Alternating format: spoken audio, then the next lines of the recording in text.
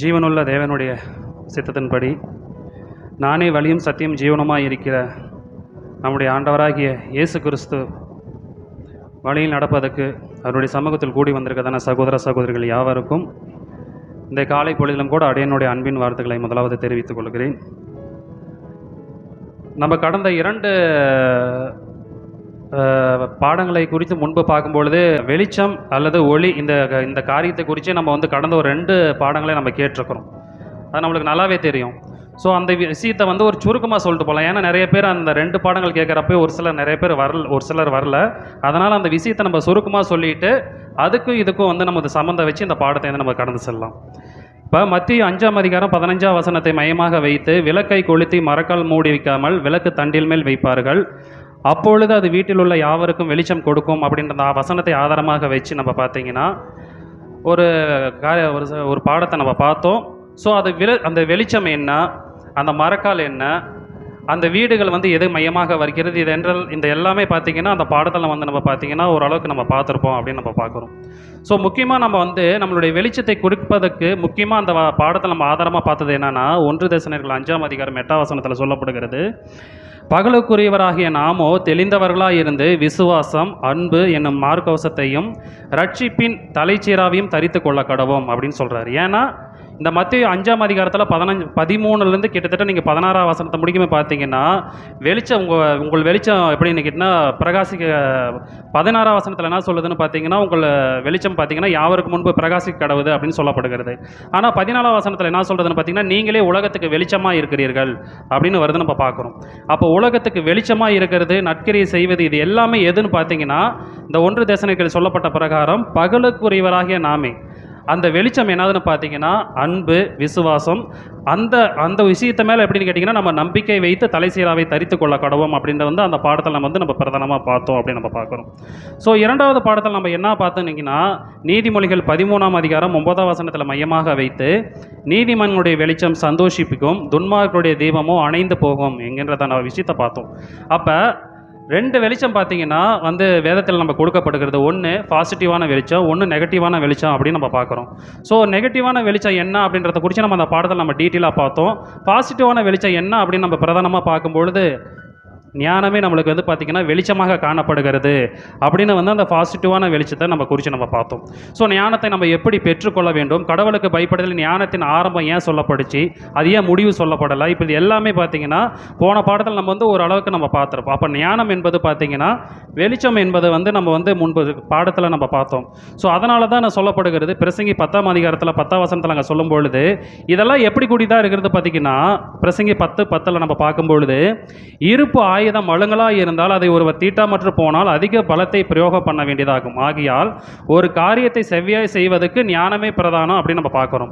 இப்போ அன்பு, விசுவாசம், இது நம்பிக்கை போன்ற இந்த ஞானமெல்லாம் இதெல்லாம் எது பார்த்திங்கன்னா நம்முடைய கிறிஸ்துவின் வாழ்வை வாழ்வதற்கு இது ஒரு ஆயுதமான காரியம்.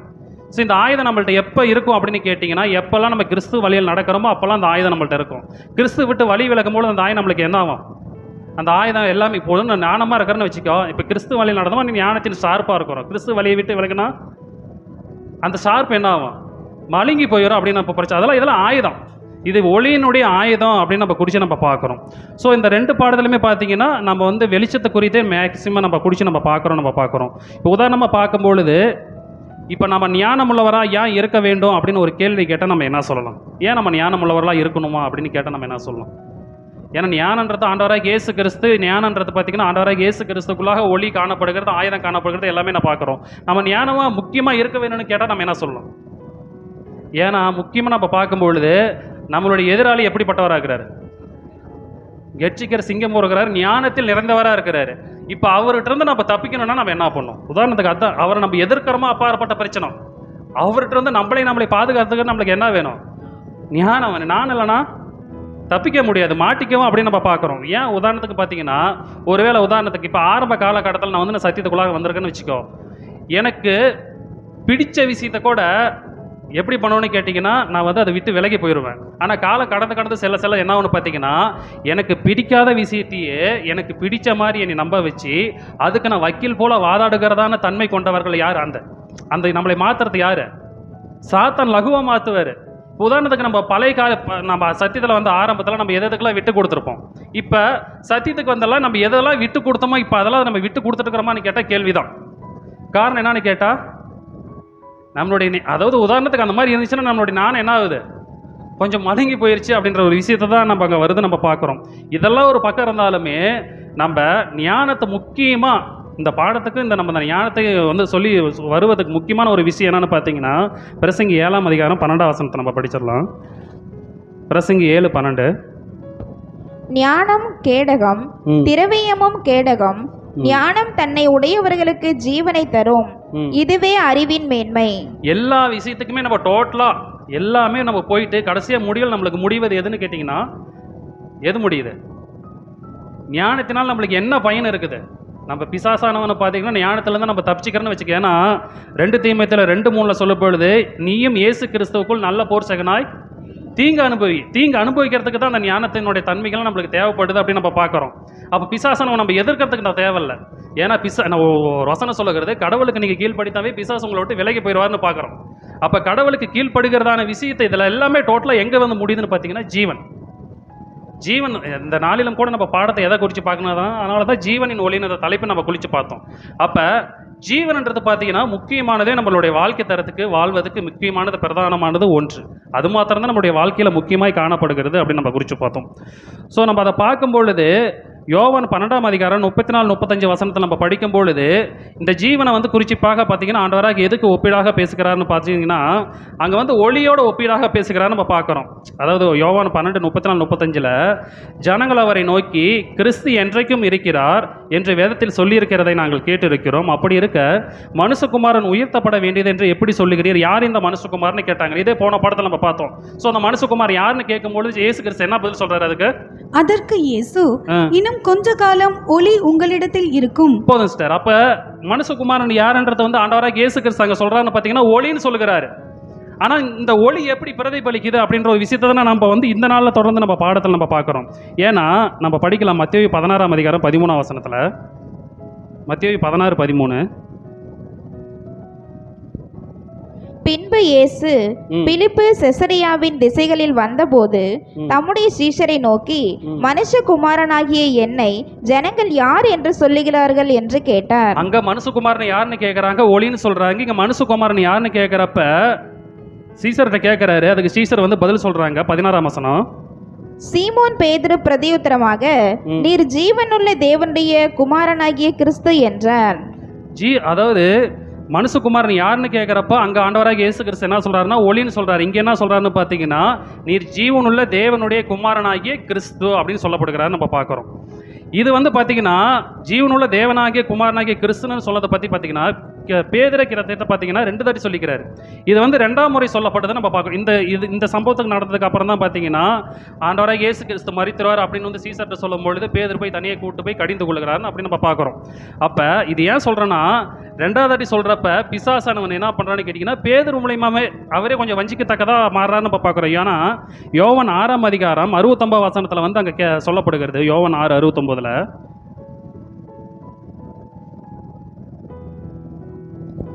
நீர் ஜீவனுள்ள தேவனுடைய குமாரனாகிய கிறிஸ்து என்று நாங்கள் விசுவாசித்து அறிந்தும் இருக்கிறோம் என்றான். இதை சொன்னது யாருன்னு கேட்டீங்கன்னா இது பேதுரு தான் சொல்லுகிறாரு. முதல் தாட்டி சொல்லும் பொழுது என்னுடைய ரத்தத்தையும் என்னுடைய மாம்சத்தையும் நீங்கள் வந்து குடித்து பானம் பண்ணணும்னு சொல்லும் பொழுது அநேகர் பேர் வந்து பின்மாற்றமாக ஆக்கி போயிட்டாங்கன்னு வேதவசனம் நம்மளுக்கு சொல்லப்படும். ஆனால் அந்த இடத்துல பேதுரு என்ன பண்ணுறாருன்னா நீ ஜீவனுடைய தேவனுடைய குமாரனாகி கிறிஸ்து என்று நாங்கள் அறிந்திருக்கிறோன்றார். இந்த இடத்துல நாங்கள்ன்றாரு. 2ஆவது தாட்டி சொல்கிற போட்டு நீ ஜீவனுடைய குமாரனாகி இயேசு கிறிஸ்து என்று வந்து அங்கே சொல்லப்படுகிறன்னு பார்க்குறோம். இப்போ முதல்ல பார்க்கும்போது ஃபஸ்ட்டு தாட்டி வந்து பேதுருட்ட சொல்லும் பொழுது அந்த இடத்துல இப்போ என்ன பண்ணுறான்னு கேட்டிங்கன்னா கொஞ்சம் ஜாக்கிரதையாக இருக்கிறார். ஆனால் 2ஆவது இடத்துல சொல்லும் பொழுது கிறிஸ்து மரித்து போயிடுவார்னு சொல்லும் பொழுது அங்கே என்ன சொல்லப்படுகிறதுன்னு பார்த்தீங்கன்னா அதுக்கப்புறம் வந்து தேவனுடைய திட்டத்துக்கு எதிர்மறையாக அந்த பேதுரு வந்து நடக்கத்தக்கதாக செயல்பட சொல்லப்படுகிறது அப்படின்னு நம்ம பார்க்குறோம். ஸோ இதெல்லாம் நம்ம ஏன் பார்க்குறோம் அப்படின்னு கேட்டிங்கன்னா மனுஷகுமாரன் யார் என்று கேட்கும் பொழுது நீ ஜீவனுள்ள தேவனுடைய குமாரனாகிய கிறிஸ்து அப்படின்னு சொல்றாரு. அப்ப நம்மளுடைய பிதாவுக்கு ஒரு முக்கியமான ஒரு அடையாளம் இருக்க காணப்படுகிறதுனா என்னது? பிதாவுக்கு முக்கியமான ஒரு அடையாளம் காணப்படுகிறது எதுன்னு கேட்டீங்கன்னா ஜீவனுள்ள. ஏன்னா இன்னைக்கு எல்லாமே உலகத்துல வந்து அநேக கர்த்தாக்கள் அநேக தேவர்கள் இருந்தாலும் வசனம் சொல்ல போகிறது எல்லாமே இருக்குது. ஆனா அது எல்லாமே வந்து ஜீவனுள்ளதா இருக்குதா அப்படின்னு கேட்டா இல்லை. அது உயிரோடு இருக்குதா இல்லைன்னு கேட்டா இல்லை. இது எல்லாமே உயிரோடு இல்லை. ஏன் உயிரோடு இல்லை அப்படின்றது ஒரு முக்கியமான காரணத்தை நம்ம வச்சா அதனுடைய காரியம் நம்மளுக்கு எப்படி சொல்லப்படும் பார்த்தீங்கன்னா, உலகத்தில் இருக்கிற அத்தனை ஜீவனங்களே ஒரு வாரம் அவங்க வந்து ஒரு தாயை வணங்கலாம், தகப்பனை வணங்கலாம், அவனுக்கு பிடிச்ச யாராச்சும் ஃப்ரெண்டு வணங்கலாம், யார் எதுவாக இருந்தாலுமே உலகத்தில் இருக்கிற ஜீவனுடைய தன்மைகள் எல்லாமே எதுன்னு கேட்டிங்கன்னா மாறக்கூடியது. அதனால தான் அது நிலையில்லாத ஜீவன். அது எப்போ வேணாலும் மாறும். இந்த நிமிஷத்துலேருந்து அடுத்த நிமிஷம் மாறும். ஆனால் நம்ம பிதாவை எப்படி இருக்கிறாரு? அதுதான் சொல்கிறாரு. ஏன்னா அங்கே நம்ம பார்க்கும்பொழுது யாத்திராமம் 3:14 சொல்கிறாரு, அவர் இருக்கிறவராகவே இருக்கிறாரு. அவர் எப்படி இருக்கிறாரோ அப்படி தான் இருக்கிறாரு, இப்பயும் அப்படி தான் இருக்கிறாரு, இனியும் அப்படி தான் இருக்க போகிறாரு. ஸோ இந்த தன்மை யாருக்கு தான் கொடுக்கப்படுதுன்னு கேட்டிங்கன்னா, ஒன்று ஆண்டவர் பிதாவாகிய கடவுளுக்கு, ரெண்டாவது ஆண்டவராகிய இயேசு கிறிஸ்துக்கு மட்டும்தான் இந்த ரெண்டு தன்மைகளுமே இருக்குது. தூதரில் கூட பார்த்தீங்கன்னா அந்த மாறுகிற தன்மை இருக்குதான்னு கேட்டிங்கன்னா கேள்விதான். ஏன்னா எபிரேயர் 3:13 சொல்லப்படுகிறது, இயேசு கிறிஸ்து நேற்றும் இன்றும் என்றும் மாறாதவராக இருக்கிறாரு. அப்போ பிதாவாகிய கடவுள் என்ன தன்மையாக இருக்கிறாரோ அதே தான் இருக்கிறாரு. ஏன்னா உலகத்தில் வந்து இன்னைக்கு எத்தனையோ ஜீவனங்கள் இருக்குது. உதாரணத்துக்கு ஆடு மாடு சகல ஜீவனங்கள் இருக்குது, மனிதன் முதல்ல கொண்டு இருக்கிறது. இது எல்லாமே கடவுளுடைய பார்வையில் வந்து எப்படி தான் இருக்குதுன்னு கேட்டிங்கன்னா, எபேசியர் சொல்லப்பட்ட பொறுத்தவரை 2ஆம் அதிகாரம் 1ஆம் வசனத்தில் சொல்லப்படுதா, இவைகளாம் எல்லாமே எப்படின்னு கேட்டிங்கன்னா அக்கிரமத்தினால பாவத்தினால மரித்து இருக்குது. ஆதாம் செய்த மீறுதனால எல்லாமே எப்படி இருக்குது? அது எல்லாமே பாவத்துக்கு உண்டான தன்மையாக இருக்குதுன்னு நம்ம பார்க்குறோம். ஆனால் அந்த பாவத்துக்கு உண்டான தன்மையாக இருந்தாலுமே கடவுள் அவங்களுக்கு என்ன பண்ணுறாரு? சரி, பாவத்தில் இருக்குது, அது மரிச்சிருக்குது அப்படின்றதுனால அதுக்கு விட்டுறாரான்னு கேட்டீங்கன்னா அப்படி கேட்டல. சகலத்துக்கு என்ன பண்ணுறாரு? அங்கே போஷித்து காப்பாற்றப்பட்டவராய் காணப்படுகிறாரு அப்படின்னு நம்ம குறித்து நம்ம பார்க்கணும். இப்போ அந்த ஒளியை குறித்து நம்ம பார்க்கும்பொழுது யோவான் 1ஆம் அதிகாரம் 4ஆம் வசனத்தில் நம்ம மீண்டும் படிக்கலாம். யோவான் 1:4.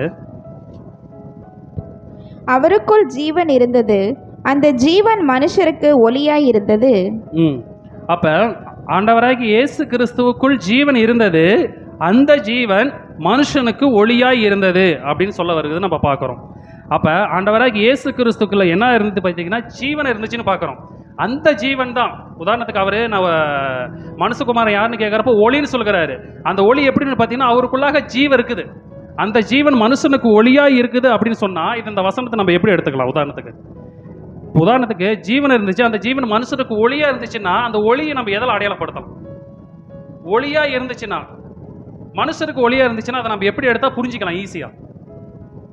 ஒளியினுடைய ஆயுதம் அன்பு, விசுவாசம், இதெல்லாம் நம்ம குறித்து பார்க்குறோம், ஞானம், இதெல்லாம் பார்க்குறோம். ஒளியாக இருந்துச்சுன்னா நடத்தை, அதாவது உதாரணத்துக்கு சிம்பிளாக சொல்ல போனால் ஒளியாக இருந்துச்சுன்னா அவங்களுக்கு ரட்சிப்பாக இருந்தது. இன்னும் நம்ம லகுவாக புரிஞ்சுக்கும் போச்சுன்னா நம்ம புரிகிற மாதிரி சொல்லணும்னா அவருக்குள் ஜீவன் இருந்தது, அந்த ஜீவன் மனுஷனுக்குள் ஜீவனாக இருந்தது. இந்த வசனத்தை நம்ம படித்தா இப்படி தான் லகுவாக புரிஞ்சிக்க முடியும். அப்போ அவருக்குள் ஜீவன் இருந்தது, அந்த ஜீவன் மனுஷனுக்கு ஒளியாக இருந்தது. என்ன பார்த்தீங்கன்னா அந்த ஜீவன் மனுஷனுக்கு ஜீவனாக இருந்தது, அதாவது காப்பாற்றக்கூடியது, அதுதான் ரட்சிக்கக்கூடியது அப்படின்னு நம்ம குறித்து நம்ம பார்க்குறோம். இப்போ இந்த ஜீவனை குறித்து பார்க்கும்பொழுது ஆண்டவராகிய இயேசு கிறிஸ்துனுடைய ஜீவன் எப்படிப்பட்டதுன்னு நம்ம பார்த்தீங்கன்னா அது எப்படிப்பட்ட ஜீவன்? அது மெயினாக பார்த்தீங்கன்னா அது பரிபூர்ணமான ஜீவன், அது நித்திய ஜீவன். அப்போ அந்த நித்திய ஜீவன் வந்து ஒரு வேளை மற்றவங்க வந்து நித்திய ஜீவனுக்குள்ளாக வரணும்னா இவர் என்ன பண்ணும்?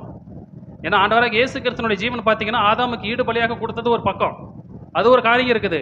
உண்மையிலுமே ஒருத்தருக்கு நிலை வாழ்வுக்குள்ளாக ஒருத்தர் படுத்தணும் அப்படின்னா இவர் என்ன பண்ணணும்? இவர் நிலை வாழ்வில் இருக்கணும். உதாரணத்துக்கு நான் ஒருத்தர் மற்றவங்களை பரிசுத்தம் பண்ணுறதுன்னு சொன்னால் நான் என்ன பண்ணும்? இயேசு கிறிஸ்து ஒருத்தர் சொல்கிறாரு, நான் அவர்களை பரிசுத்தமாக்குவதுக்கு என்னைத்தானே பரிசுத்தமாக்குகிறேன் அப்படின்னு சொல்கிறாரு. அப்போ ஒருத்தருக்கு நிலை வாழ்வு கொடுக்கணும் அப்படின்னா நான் எப்படி இருக்கணும்? அந்த நிலை வாழ்வில் இருக்கணும். நிலை வாழ்வில் இருந்தால் தான் மற்றவங்களுக்கு நிலை வாழ்வு போவோம். நான் அனித்தியமான நிலை வாழ்வில் இருந்தால் நான் எப்படி மற்றவங்களுக்கு நிலை வாழ்வை கொடுக்க முடியும்? கொடுக்க முடியாத வாய்ப்பு இல்லை. அப்போ இதே தான். ஏன்னா அந்த லிவிங் பைபிளில் என்ன சொல்லப்படுகிறதுன்னு பார்த்தீங்கன்னா இந்த வார்த்தைக்கு அவருக்குள் நித்திய ஜீவன் இருந்தது. அந்த வார்த்தை புரிஞ்சுக்கொள்ள வேணும். நம்ம அப்படி தான், அவருக்குள்ள நித்திய ஜீவன் இருந்தது. அந்த ஜீவனுக்கு எப்படின்னு பார்த்தீங்கன்னா மற்றவங்களுக்கு நிலை வாழ்வு கொடுத்துன்னு பார்த்தீங்கன்னா நித்திய ஜீவனை கொடுக்கிற தன்மையே காணப்படுகிறது. அந்த நித்திய ஜீவனை யாரெல்லாம் விரும்புகிறார்களோ அதை அவர்களை ஏற்கலாம் அப்படின்னு நம்ம குறித்து பார்க்குறோம். யோவான் 5ஆம் அதிகாரம் 26ஆம் வசனத்தை நம்ம படிக்கலாம். யோவான் 5:26. ஏனெனில் பிதாவானவர் தம்மில் தாமே ஜீவனுடையவராய் இருக்கிறது போல குமாரனும் தம்மில் தாமே ஜீவனுடையவராய் இருக்கும்படி அருள் செய்திருக்கிறார். எதுக்காக அப்படி பண்ணியிருக்கிறாரு? பிதா வந்து ஜீவ ஊற்றா இருக்கிறாரு, அதே போல ஆண்டவராகிய இயேசு கிறிஸ்து ஜீவனுடைய தருகிற ஊற்றா மாற்றுகிறார். எதுக்கு இந்த ஊற்று மாற்றுகிறார்? அதாவது ஜீவனை அளிக்கும் அதிகாரத்தை, அந்த இதை நம்ம புரிஞ்சுக்க வேணும்னா ஜீவனை அளிக்கும் அதிகாரத்தை அவருக்கு கொடுத்திருக்கிறார் பிதா. எதுக்கு பிதா கொடுத்திருக்கிறார் ஆண்டவராகிய இயேசு கிறிஸ்துக்கு? எதுக்கு? மற்றவர்களுக்கு ஜீவன் வழியை நித்திய ஜீவனுக்குள்ளாக நடத்துவதற்கு. அதுதான் நம்ம முன்னாடியே பார்த்தோம். ஒருத்தர் வந்து ஜீவனை கொடுக்க வேண்டும் என்று சொன்னா அவர் ஜீவனை கொடுக்கிற தன்மை அவர்கிட்ட காணப்படணும். அப்ப பிதா ஜீவனுடையவராக இருக்கிறது போல இவர் ஜீவனுடையவராக எதுக்கு செஞ்சிருக்கிறான்னு கேட்டீங்கன்னா, அவரை ஜீவன் அந்த ஜீவனை, அதாவது அவருக்குள்ளாக இருக்கிற ஜீவனை மற்றவர்களை அந்த ஜீவனை கொடுத்த ஜீவனைக்கு வர வைக்கிறது. அதுதான் நம்ம குறித்து நம்ம பார்க்குறோம். அப்போ அந்த அதிகாரத்தை யார் கொடுக்குறாருன்னு பார்த்தீங்கன்னா பிதா கொடுக்குறாரு அப்படின்னு வசனம் நம்ம பார்க்குறோம். ஸோ அது மாத்திரமல்ல, அதை படிக்க அந்த ஒளியை குறித்து பார்க்கும்பொழுது யோவான் 8ஆம் அதிகாரம் 12ஆம் வசனத்தை நம்ம படிச்சிடலாம். யோவான் 8:12. மறுபடியும் இயேசு ஜனங்களை நோக்கி, நான் உலகத்திற்கு ஒளியாய் இருக்கிறேன்.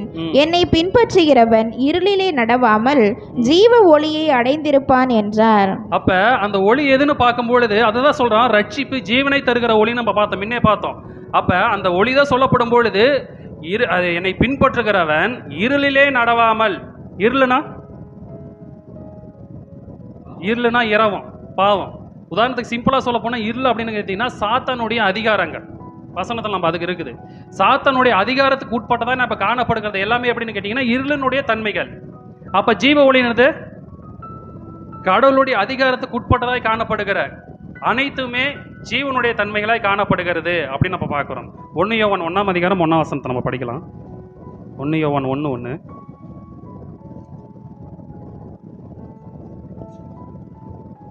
ஆதி முதல் இருந்ததும் நாங்கள் கேட்டதும் எங்கள் கண்களினாலே கண்டதும் நாங்கள் நோக்கி பார்த்ததும் எங்கள் கைகளினாலே தொட்டதுமாய் இருக்கிற ஜீவ வார்த்தையை குறித்து உங்களுக்கு அறிவிக்கிறோம். அப்ப நம்ம பெற்றுக்கொண்டிருக்கிறதான இந்த சத்திய வார்த்தைகள் நம்ம கையில வச்சிருக்கிறதான அது வார்த்தைகள் என்ன கேட்டீங்கன்னா சாதாரண வார்த்தை கிடையாது. ஜீவனை பெற்றுக்கொள்ள வேண்டும் என்றது அந்த வார்த்தை இருக்குது.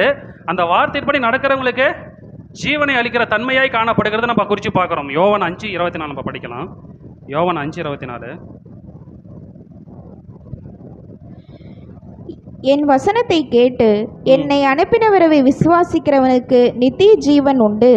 அவன் ஆக்கினை தீர்ப்புக்கு உட்படாமல் மரணத்தை விட்டு நீங்கி ஜீவனுக்கு உட்பட்டிருக்கிறான் என்று மெய்யாகவே மெய்யாகவே உங்களுக்கு சொல்லுகிறேன். அப்ப என் வசனத்தை கேட்டு என்னை அனுப்பினவரை விசுவாசிப்பது பார்த்தீங்கன்னா இந்த இடத்துல பார்த்தீங்கன்னா பிதாவாகிய கடவுளை விசுவாசிப்பது அவர் எப்படிப்பட்டவர்களாய் காணப்படுகிறார்னு பார்த்தீங்கன்னா நித்திய ஜீவனுக்குள்ளாக கண்டு போகிறார். ஏன்னு பார்த்தீங்கன்னா ஆண்டவராகிய இயேசு கிறிஸ்துக்கு அந்த நிலை வாழ்வை கொடுத்து அந்த நிலை வாழ்வை ஜனங்களுக்கு கொடுக்க சொன்னதே யாரு? கடவுள் தான் நம்ம பார்க்குறோம். அப்ப நீங்க பிதாவை விசுவாசித்தால் நீங்க நித்திய ஜீவனுக்கு உட்பட்டவர்களாக இருப்பீர்கள் சொல்லப்படுகிறாரு அப்படின்னு நம்ம குறித்து நம்ம பார்க்குறோம்.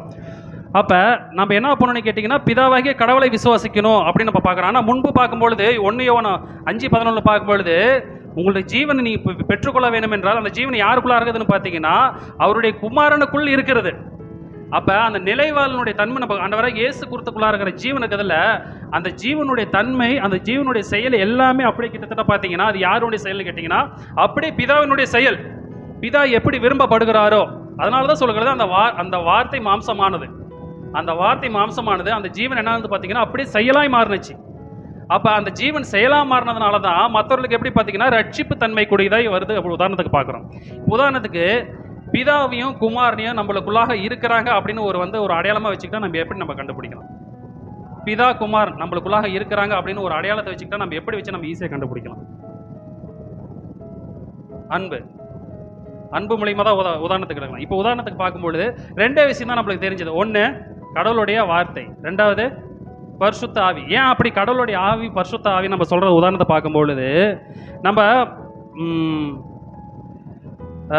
1 யோவான் 5ஆம் அதிகாரம் 20ஆம் வசனத்தில் சொல்லப்படும் பொழுது படிக்க வேணாம். 1 யோவான் 5:20 சொல்லும் பொழுது சத்தியமுள்ளவர்னு பார்த்தீங்கன்னா 2 பேரை சொல்லப்படும். ஒன்றா ஆண்டவராகிய இயேசு கிறிஸ்து சத்தியமுள்ளவர்னு சொல்லப்படும். 2வது பிதாவாகிய கடவுளும் சத்தியமுள்ளவர்னு சொல்லப்படும். ஆனால் பிதாவாகிய ஆண்டவராகிய இயேசு கிறிஸ்து பிதாவி சத்தியமுள்ளவர்னு சொல்லும் பொழுது வசனம் எப்படிப்பட்டதா இருக்குது? அதே சத்திய ஆவியாகிய தேற்றலவாளன வரும்பொழுது அப்படின்னு வரும். உதாரணத்துக்கு படிக்க வேணாம். அப்போ சத்திய ஆவியாகிய தேற்றலவாள வரும்பொழுது அப்படின்னு வருதுன்னா பரிசுத்த ஆவி இந்த இடத்துல எப்படி சொல்லப்படுதுன்னு பார்த்தீங்கன்னா சத்திய ஆவியோட லிங்க் வராருன்னு பார்க்குறோம். அதே மாதிரி இன்னொரு இடத்துல வசனம் வருதும் உங்களுடைய வசனத்தினாலே அவர்களை உங்களுடைய சத்தியத்தினாலே அவர்களை பரிசுத்தமாக்குன்னு சொல்லுது. உங்களுடைய வசனமே சத்தியம் அப்படின்னு வருது. அப்போ சத்தியம் என்பது வசனமும் வருது, சத்திய ஆவியாகின்னு வருது. உதாரணத்துக்கு ஒரு அடையாளமாக தான் நம்ம எடுத்துக்கிறோம். இப்போ வார்த்தை என்பது வசனன்றதுனா வார்த்தை. அப்போ வார்த்தைன்றது நம்ம பிதாவாகிய இது வார்த்தைன்றது ஆண்டவராகிய இயேசு கிறிஸ்து. ஆவின்றது பிதாவாகிய கடவுள். ஏன்னா அந்த ஆவி ஆவி யார் மூலியமா வருதுன்னா இயேசு கிறிஸ்து மூலி தான் வருது. ஆனால் அந்த ஆவியை கொடுக்குற அதிகாரம் யார்கிட்ட இருக்குது? அவர்கிட்ட தான் இருக்குது. அப்போ வார்த்தையும் ப்ளஸ் ஆவியும் நம்மளுக்குள்ளாக இருந்துச்சுன்னா நம்ம என்ன பண்ணுவோம்? ஜீவன் உடையவராய் மாறுவோம். ஏன்னா இது ரெண்டுத்துக்குள்ளாருமே ஜீவன் இருக்குது. வார்த்தையிலே ஜீவன். இன்னைக்கு பொதுவாகவே வந்து நிறைய பேர்த்திட்ட உண்மையை நம்ம சொல்லும் பொழுது வார்த்தை எல்லாத்துமே இருக்கும், ஆனால் ஆவி இருக்குதா அப்படின்னு பார்த்தீங்கன்னா பரிசுத்த ஆவியினுடைய தன்மைகள் பார்த்தீங்கன்னா உங்கள்ட்ட இல்லை. நிறைய பேருக்கு கம்மியாக தான் இருக்குது. அது இல்லாதனால தான் சத்தியத்தை ஒவ்வொருத்தருக்கும் ஒரு பிரிவு, ஒவ்வொருத்தருக்கும் ஒரு டாக்டரி மேலே போயிருந்து போகிறாங்க அப்படின்னு நம்ம குறித்து நம்ம பார்க்குறோம். அப்போ இந்த ரெண்டுமே ஆண்டவராக இயேசு கிறிஸ்துக்குள்ளார இருந்தனால தான் அவர் சொல்லுகிறாரு. ஒன்று யோவான் 10:30 பார்க்கும்பொழுது நானும் என் பிதாவும் ஒன்றாக இருக்கிறேன். அது காரணம் என்ன? நானே வார்த்தையானவர் தான், இருந்தாலும் என்னுடைய எனக்குள்ளார என்ன இருக்குதுன்னு பார்த்தீங்கன்னா கடவுளுடைய வார்த்தை இருக்குது, எனக்குள்ளார வார்த்தை இருக்குது, எனக்குள்ளார கடவுளுடைய ஆவி இருக்கிறதுனால தான் அங்கே என்ன சொல்லப்படுது, நானும் பிதாவும் ஒன்றாக இருக்கிறதுக்கு ஐடி சொல்கிறாரு. அதுதான் சொல்கிறாரு. அப்போ யோவான் 14:12 சொல்லும்பொழுது என்னை கண்டவன் பிதா கண்டவன். ஏன்? என்னுடைய ஜீவனுடைய செயல் இருக்குதுல்ல, இது செயலினுடைய அனைத்து கட்டளையுமே என்னுடைய கிடையாது. நான் இயேசு கிறிஸ்து ஒரு இடத்த சொல்லும்பொழுது அவருக்கே பிரியமாய் நடக்காமல் யாருக்கு பிரியமாய் நடந்தான்னு கேட்டிங்கன்னா பிதாவுக்கு பிரியமாய் நடந்தார்னு வசனம் காணப்படுகிறது. அதனால தான் யோவான் 7:4 சொல்லும் பொழுது இது முதல் நீங்கள் அவரை அறிந்தும் அவரை கண்டும் இருக்கிறீர்கள். யாரு? பிதாவை. நீங்கள் நேரடியாக கிடையாது, அவருடைய செயலுடைய அவருடைய தற்சூபம், அவருடைய செயல் என்னவோ அப்படி நான் உங்களுக்கு காட்டுக்கிறேன் அப்படின்னு அங்கே சொல்லப்படுகிறது அப்படின்னு ஒரு விஷயத்தை அங்கே வருதுன்னு நம்ம பார்க்குறோம். அப்போ முதலாவது பார்க்கும்பொழுது அவருடைய ஜீவன் எப்படிப்பட்டதாய் காணப்படுச்சுன்னா, ஒன்று சகல ஜனங்களுக்குமே அவருடைய ஜீவன்கள் வந்து பாவங்கள் மன்னிக்கப்படுவதற்கு அவருடைய ஜீவன் முதன்மையாய் காணப்பட்டுச்சு. ஒன்று அது மாத்திரமே இல்லாதபடிக்கு அவருடைய ஜீவனுடைய செயல் எப்படின்னு பார்த்தீங்கன்னா, அந்த நிலைவாழ்வினுடைய ஜீவன் நம்மளுக்கு எப்படின்னு கேட்டிங்கன்னா நிலைவாழ்வை கொடுக்கறதுக்கு அங்கே வந்துச்சு அப்படின்னு நம்ம பார்க்கணும். இது மாத்திரமல்லாதபடிக்கு அவர் ஜீவனை போக்குறதுக்கு முக்கியமான ஒரு விஷயம் என்னென்னு பார்த்தீங்கன்னா, மரணத்தினால் என்ன பண்ணுறான்னு கேட்டிங்கன்னா சாத்தானை அழித்தார், அப்படி அழிக்க அந்த தன்மைக்கு வந்துடுறான்னு பார்க்குறோம். அப்போ அவர் ஜீவனை கூட, அதாவது பார்த்தீங்கன்னா அவர் ஜீவனால் நம்மளுக்கு பாவ மன்னிப்பு இருக்கிறது, அவர் ஜீவனால் நம்மளுக்கு நிலைவாழ்வு இருக்கிறது, அவர் ஜீவனால் சாத்தானுடைய செயலை எல்லாம் பண்ணுறாரு, அங்கே அழிக்கிற தன்மையை கொண்டு வருகிறாரு அப்படின்னு நம்ம குறித்து நம்ம பார்க்குறோம். இப்போ உதாரணத்துக்குமே பார்க்கும்பொழுது இப்போ நம்ம ஜீவனை பெற்றுக்கொள்ள வேண்டும் என்று சொன்னால் நம்மளுக்கு ஒரு சிலர் விதமான வேதத்தில் பார்த்தீங்கன்னா ஒரு சிலர் விஷயம் தோட்டப்படுகிறதுன்னு பார்க்கணும். உதாரணத்துக்கு இந்த விஷயத்தெல்லாம் நான் நடந்தால் நான் ஜீவனை பெற்றுக்கொள்ளுவேன் அப்படின்னு சொன்னால் நம்ம எதெல்லாம் சொல்லலாம்? இந்த விஷயத்தெல்லாம் நான் நடந்தா எனக்குள்ளார நான் ஜீவனுடைய தன்மையுடையவராக காணப்படுகிறேன் அப்படின்னா நம்ம என்னென்ன சொல்லலாம்? ஏன்னா அன்பு நடந்தால் நம்ம ஜீவனுடையவராக இருக்கிறோம், விசுவாசத்தை நடந்தால் ஜீவனுடையவராக இருக்கிறோம், ஞானத்தின் செயல்பாடு தான் நம்ம ஜீவனுடையராக இருக்கிறோம். இதை காட்டில் வேற ஏதாச்சும் காணப்படுதா? அனைத்து ஆலோசனையுமே கேட்கணும், கேட்டாவே ஜீவனுடையவராக இருக்கிறோம். ஆனால் அதை கேட்கணும், மெயினாக அதான் கேட்கணும். உதாரணத்தை பார்க்கும்பொழுது நீதிமொழிகள் 3:21 சொல்லும் பொழுது நீங்கள் மெயினானத்தையும் நல்லோசனை காத்துக்கொண்டு நடந்தால் மெயினானம். ஏன்னா உலகத்தில் எல்லாமே பொய்னானமாக இருக்குது, எங்கே பார்த்தாலுமே எதில் பார்த்தாலுமே பொய்னானம். ஆனால் வேதம் மட்டும்தான் மெயினானத்தை காணப்படுகிறத நம்ம பார்க்குறோம். அப்போ நம்ம முழுக்க எதில் தான் நம்ம வந்து தேடணும் அப்படின்னு பார்த்தீங்கன்னா மெயினானத்தில் தான் நம்ம தேடணும் பார்க்கணும். அப்படி நல்ல ஆலோசனை. ஏன்னா உலகத்தில் ஆலோசனை நிறைய பேர் கொடுப்பாங்க, அந்த ஆலோசனை எல்லாமே நல்லதா? யார் வேணாலும் கொடுப்பாங்க, கணவன்லேருந்து மனைவிலேருந்து தகப்பன்லேருந்து தாயிலேருந்து எல்லாமே ஆலோசனை கொடுப்பாங்க, எல்லாமே அந்த ஆலோசனை நல்லதா? ஏன்னா அந்த ஆலோசனை நீங்கள் நல்ல ஆலோசனை இது எல்லாமே வேதத்துக்கு உகந்ததாக காணப்பட்டுச்சுன்னா நீங்கள் ஜீவன் வழியில் இருக்கிறீங்கிறதுக்கு ஒரு அடையாளம். ரெண்டாவது நீதிமொழிகள் 14:13 சொல்லும் பொழுது புத்தி தன்னை உடையவர் புத்தியை நீங்கள் நடந்தீங்கன்னா ஜீவன் வருகிறது அங்கே சொல்லப்படுகிறதுன்னு பார்க்குறோம். ஸோ அது மாத்திரமில்லாதபடிக்கு நீதிமொழிகள் 4ஆம் அதிகாரம் 20 to 22 நீங்கள் பார்த்தீங்கன்னா, அதாவது உன்னுடைய இருதயத்துக்குள்ள சத்திய வார்த்தைகளை வைத்து அதை கவனிக்கணும், அது மேலே செவி சாய்க்கணும், அந்த வார்த்தையை உன் கண்களை விட்டு பிரியாமல் இருக்கணும். இது சிம்பிளாக உங்களை சொல்கிறேன், வசனத்தை படித்தா லேட்டாக வந்ததுனால சிம்பிளாக சொல்கிறேன். அப்போ உன்னோட இருதயத்தில் சத்திய வார்த்தை வச்சு அந்த சத்திய வார்த்தையை காக்கணும். எப்படி நம்ம பணத்தை இதெல்லாம் நம்ம காக்கிறோமோ அந்த அதை காட்டிலுமே அந்த சத்திய வார்த்தை காத்து அது மேலே கவனமாக இருக்கணும், அதுக்கு செவி சாய்க்கணும், அதை கண்களை விட்டு பிரியாத இருக்கணும். அப்படி பிரியாமல் இருந்தீங்கன்னா ஜீவன வழியில் நீங்கள் இருக்கிற அப்படின்னு ஒரு விஷயத்தை வருது பண்ண கேட்குறோம். ஸோ அது மாத்திரமில்லாத படிக்கு நீதிமொழிகள் 11ஆம் அதிகாரம் 18ஆம் வசனம் மற்றும் நீதிமொழிகள் 12:28 நீங்கள் பார்த்தீங்கன்னா நீதியின் பாதையில் ஜீவன் உண்டு, இந்த வசனம் எல்லாமே டோட்டலாக நம்மளுக்கு வருது அப்படின்னு நம்ம பார்க்குறோம். ஸோ அது மாத்திரமில்லாத படிக்கு நீதிமொழிகள் 22:4 பார்த்தீங்கன்னா தாழ்மைக்கும் கடவுளுக்கு பயப்படுதலுக்கே வரும் பலன் ஜீவன் வரும்னு நம்மளுக்கு தெரியுது. ஸோ அதுமே நம்மளுக்கு தாழ்மை காணப்பட்டுச்சுன்னா, கடவுள் மேலே பற்றும் பயம் இருந்துச்சுன்னா நம்ம ஜீவ வழியில் இருக்கிறோம் அப்படின்னு நம்ம சொல்லப்படுகிறது. ஸோ அது மாத்திரமல்லாத படிக்கு ரோமர் 2ஆம் அதிகாரம் 7ஆம் வசனத்தில் நீங்கள் குறித்து பார்த்தீங்கன்னா சோர்ந்து போகாமல் எப்பொழுது நற்கிரிகளை செய்ய வேண்டும். ஏன்னா சோர்றதுக்கு அநேக வாய்ப்புகள் காணப்படுகிறது. நீங்கள் சோர்ந்துடாமல் நற்கிரிகளை செஞ்சீங்கன்னா ஜீவன் வழிகளை இருக்கிறீர்கள் அப்படின்னு சொல்ல வருது நம்ம பார்க்குறோம். இப்போ இதெல்லாம் நீங்கள் பார்க்கும்பொழுது ஜீவனை பெற்றுக்கொள்வதற்கு அதிகமான வசனம் இங்கே வந்து நான் செக் பண்ணும்பொழுது வரும்பொழுது எதுன்னு வருது பார்த்தீங்கன்னா நீதி தான் வருகிறது. நீதி நீங்கள் வந்து கடைபிடிச்சு நடந்தீங்கன்னா ஜீவன் வழியில் இருக்கிறீர்கள் அப்படின்னு சொல்லப்படுகிறது நம்ம பார்க்குறோம். ஸோ அதுதான் ரோமர் 5:18 நம்ம படிக்கலாம். ரோமர் 5ஆம் அதிகாரம் 18.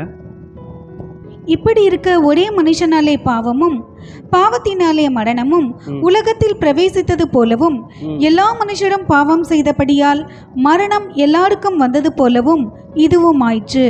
அப்ப எல்லாமே ஆக்கினைக்கு தீர்ப்பட்ட ஆயிடுச்சு. எது? அவங்க பாவம் செய்கிறதா அந்த மீறுதல். எல்லாத்துக்குமே நீதி கொடுக்கப்பட்டது. அது எதுக்கு? ஜீவன். அப்ப அந்த நீதியின்படி நடந்தாதான் ஜீவனை பெற்றுக்கொள்ள முடியும் என்பது வேதம் நம்மளுக்கு அதிகமா சொல்லப்படுகிறது. அப்ப ஜீவனை பெற்றுக்கொள்வதற்கு அதிகமான வழி எதுன்னு பார்த்தீங்கன்னா நீதி. நீங்க நீதியில் அதிகமாக கடைபிடித்து நடக்கிறவர்களாய் காணப்பட்டால் ஒழிய ஜீவனை பெற்றுக்கொள்வது கடினம் அப்படின்னு சொல்லப்படுகிறது நம்ம பார்க்குறோம். ஆனா இந்த ஜீவனை நம்ம லகுவாய் பறிப்பது தன்மைகள் என்ன இருக்குதுன்னு அப்படின்னு பார்த்தீங்கன்னா, உதாரணத்துக்கு நீதிமொழிகள் 18:21 நம்ம படிக்கலாம். நீதிமொழிகள் 18:21.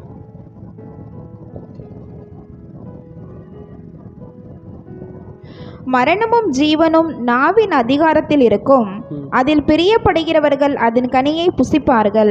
அப்ப ஜீவனும் மரணமும் எங்க தான் இருக்குதுன்னு கேட்டீங்கன்னா வாயில தான் இருக்குன்னு சொல்லப்படுகிறான்னு பார்க்குறோம். இதெல்லாம் இந்த வாய் எங்க இருக்குதுன்னு கேட்டீங்கன்னா, உதாரணத்துக்கு இந்த வாய் எங்க இருக்குது? தலை பகுதியில் இருக்குது. ஏன்னா முழுவதுமே நம்மளை பாவத்துக்குள்ளாக தள்ளுகிற தன்மையில கொண்டது அவைகள் பார்த்தீங்கன்னா ரெண்டு. ஒன்று வந்து ஞாவு, இன்னொன்று கண்ணு. ஏன்னா சரீரத்தை வெளிச்சமா இருந்தால் எப்படி இருக்கும்? முழுவதும் வெளிச்சமா கண்ணானது வந்து வெளிச்சமா தான் எப்படி இருக்கும்? சரீரம் முழுவதும் வெளிச்சமா இருக்கும். இது ரெண்டுமே எங்க தான் இருக்குதுன்னு பார்த்தீங்கன்னா தலையில தான் இருக்குது. இது ரெண்டையுமே நம்ம ஜாக்கிரதையாக கையாளணும். தலையாகி இயேசு கிறிஸ்துவை மகிமைப்படுத்துற விதமான நம்ம தலையில இருக்கிறதான இந்த ரெண்டு அவைகளுமே பார்த்தீங்கன்னா ஜாக்கிரதையா இருக்கணும் அப்படிங்க சொல்லப்படுகிறது நம்ம பார்க்குறோம். எபேசர் 5:9 நம்ம சொல்லப்படுகிறது மேற்கொண்டு. எபேசர் 5:9. ஆவியின் கனி சகல நற்குணத்திலும் நீதியிலும் உண்மையிலும் விளங்கும். இந்த ஆவியின் கனின்னு வர இடத்துல இது நீங்கள் இது மற்ற மொழிபெயர்ப்பில் போனீங்கன்னா இது எப்படி வரும்னு கேட்டிங்கன்னா ஒளியின் கனின்னு வரும். ஏன்னு கேட்டிங்கன்னா நீதின்றது அந்த நீதி நடந்தால் தான் நம்ம ஜீவனை பெற்றுக்கொள்ள முடியும்னு நம்ம பார்க்குறோம். அதை தான் இங்கே சொல்லப்படுகிறது. இந்த வசனத்தை நீங்கள் எப்படி படிங்கன்னா ஆவின் கனின்றத நீங்கள் வந்து திருவிழியத்தில் கூட நீங்கள் போய் படிச்சிங்கன்னா, திருவிழியத்தில் கூட நம்ம இருந்தால் படித்தாலும் படிக்கலாம் இந்த வசனத்தை. எபேசர் 5:9. ஏனெனில் ஒளியே எல்லா நன்மையையும் நீதியையும் உண்மையையும் விளைவிக்கிறது. அப்ப இந்த இடத்துல ஆவின் கனி வர இடத்துல இது என்ன பண்ணினா ஒளியினுடைய கனி ஆயுதம் இதெல்லாம் பார்த்தீங்கன்னா சகல நற்குணத்திலும், துர்குணம் கிடையாது, சகல நற்குணத்திலும் நீதியிலும் உண்மையிலும் விளங்கும். கிட்டத்தட்ட பார்த்தீங்கன்னா நீங்கள் நீதியும் சரி உண்மையும் சரி இதெல்லாம் ரெண்டுமே பார்த்தீங்கன்னா ஒரே மாதிரி தான் வரும். ஏன்னா நீதி நீங்கள் குறித்து பார்த்தீங்கன்னா அதுக்கு அடையாளம் என்னென்னு பார்த்தீங்கன்னா உண்மையும் வரும், தூய்மையும் வரும், நேர்மையும் வரும். சரி, இதே மாதிரி தான் உண்மைக்கு எதுன்னு பார்த்தீங்கன்னா சேம் அதே ஒரு பொருள் மாதிரி தான் வருது. உண்மைக்கு பார்த்தீங்கன்னா சத்தியம்னு சொல்லலாம். இது ரெண்டுமே உதாரணத்தை பார்க்கும்பொழுது ஒளியின் கனி எப்படின்னு பார்த்தீங்கன்னா சகல நற்குணத்திலும் நீதியிலும் உண்மையிலும் விளங்குன்னு பார்த்தீங்கன்னா டபுள் ஸ்ட்ராங் மாதிரி நம்மளுக்கு சொல்லப்படுகிறது. டபுள், அதாவது அவ்வளோ ஒரு வெயிட்டாக சொல்லப்படுகிறது பார்த்தீங்கன்னா தான் இது நம்மளுக்கு நீதி வருதுன்னு பார்க்குறோம். ஸோ அந்த நீதி நீங்கள் நடந்தால் தான் நீங்கள் எப்படிப்பட்டவர்களாக இருக்கிறீங்க? அந்த ஜீவனை பெற்றுக்கொள்கிற தன்மையாக இருக்குது. ஏன்னா கடவுளுடைய ராஜ்யம் எப்படிப்படுதுன்னு மத்திய 6:33 நம்ம சொல்ல போடும்பொழுது, மத்திய 6:33.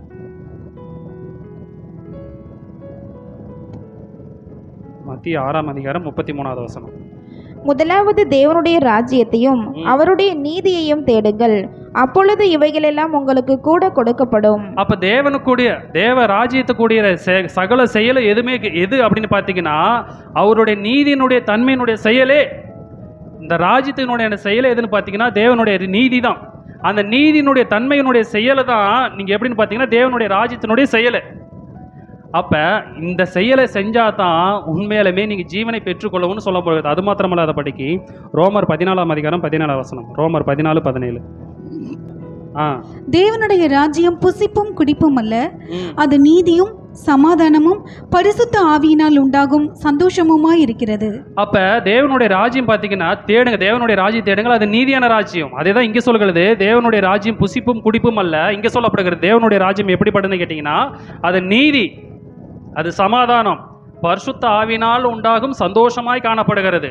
அப்போ நீதின்றது பார்த்தீங்கன்னா அது வெளிச்சத்தினுடைய ஆயுதங்கள். சமாதானம்னு பார்த்தீங்கன்னா நீங்கள் ஏசாயா 47 படிச்சிங்கன்னா அது வெளிச்சத்தினுடைய ஆயுதங்கள் தான் காணப்படும். ஏசாயா 45:7 நீங்கள் படிக்க வேணாம், படிச்சிங்கனாலும் எப்படின்னு பார்த்தீங்கன்னா உதாரணத்துக்கு வெளிச்சத்தை உண்டாக்கி இருளை வரும்னு பார்க்குறோம். அதே மாதிரி சமாதானத்தை உண்டாக்கி ஏசாயா 45:7 நீங்கள் படிச்சிங்கன்னா தெரியும், படிக்க வேணாம். அப்போ நீதின்றது பார்த்தீங்கன்னா வெளிச்சத்தினுடைய ஆயுதம், ஜீவனை பெற்றுக்கொள்வதற்கு அதிகமான தன்மை. சமாதானம் என்று பார்த்தீங்கன்னா வெளிச்சத்தினுடைய ஆயுதம். இதெல்லாம் காணப்பட்டால் மட்டும்தான் நீங்கள் ஜீவனுடைய தன்மைகளுக்குள்ளாக வருகிறார் அப்படின்னு நம்ம பார்க்குறோம். யோவான் 4:24 படிக்கும் பொழுது, யோவான் 4:24,